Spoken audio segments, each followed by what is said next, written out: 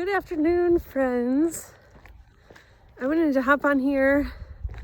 It's the end of the year, almost. We got a few days left.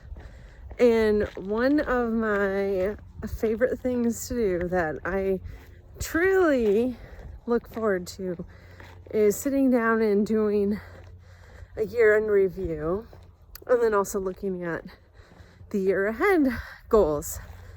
So what I did just a little bit ago was my 2022 year-end review.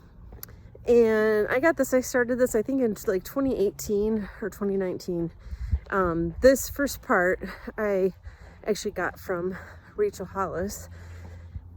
But I know I've seen so many posts all over all the socials within these last couple days that are some ideas for you to do what works for you. But think about it. How much time do we spend planning a vacation? Or if you're like my husband and I, figuring out where we're going to go out for our dinner date each week. And we don't stop and think about our lives. I think it's great to look at where you've been. Obviously, in addition to where you're going. But I think it's good to sit down and look at where you've been. So one of the things I do is super simple. It's good if you have a planner or if you've got your digital planner to help jog your memory on some things. But I do is just take a blank sheet of paper and write, in this case, 2022 on it, on the top. And I make 3 big columns. One is for things that were awesome. Second is for things that I'd never want to do again. And the third is for things that make me feel like I'm living my best life. So, and I think those are pretty self-explanatory, like things that were awesome, like be like working on starting my business for me. Things I never want to do again. Oh my, at one point this list was getting very long, between things we've dealt with our house to all of my different sicknesses this year. And then the final list of things that made me feel like I'm living my best life are things ranging from a massage to a dream vacation trip, having time off, having time to just slow down and be versus doing. So those are just a few ideas, but I really like doing that.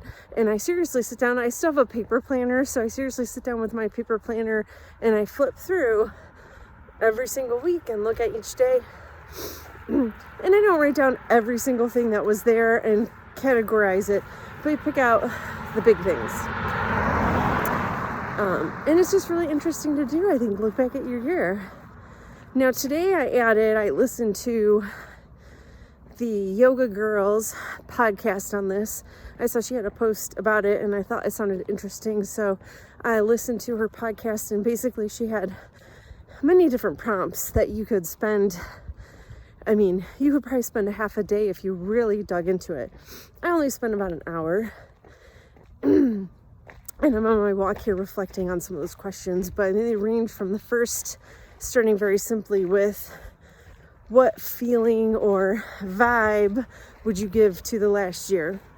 And then essentially doing that for every single month. So same thing, going through your planner and just kind of reminding yourself what happened each month. And she also suggested giving it a vibe or a feeling, and then like a high or a low that month. And then getting into more even detailed questions about like what goals or successes did you have for the year? You know, basically reflecting on the positive, like what was good. And then also reflecting on like what was hard. What were some of the challenges? And then from those, which I thought those were great to think, especially, I don't think we celebrate, I've mentioned this so many times lately, but I don't think we celebrate enough celebrating our wins and our successes. So I think it's great because a lot of times we can feel like, what did I do? What did I accomplish? But then we sit down and look at it, it's like, oh wow, we did take several trips, you know, we did this and that, we checked out some new restaurants. Then from those questions, looking at like, what do I want to leave behind in 2022. I saw somebody's awesome comment on Facebook about this saying they were leaving toxicity behind in 2022. And I thought, brilliant, like, love it.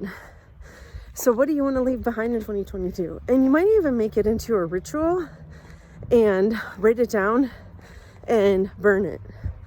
Now, only do that if you can do it safely, of course. But rituals like that really can, they really can, you know, be significant, signify a lot. So that's something to consider. And then after looking at what you want to leave behind, what do you want to take into 2023 from the last year? So I just thought those were a few highlights that I took away from her podcast, and then I sat down and did, and then it was like, whew, take some deep breaths. You know, it can get heavy. So I came outside. Fortunately, the sun is out and I don't need my heavy coat today, and getting some movement in to kind of move through that. That's another thing actually I'll share that I was reading about in a book, The Anatomy of Anxiety, talking about how we bottle up our stress a lot. We need to move through it, and one of those simple ways of doing it is movement.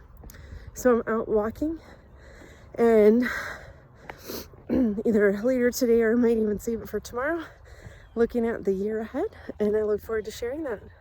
So we'll talk soon.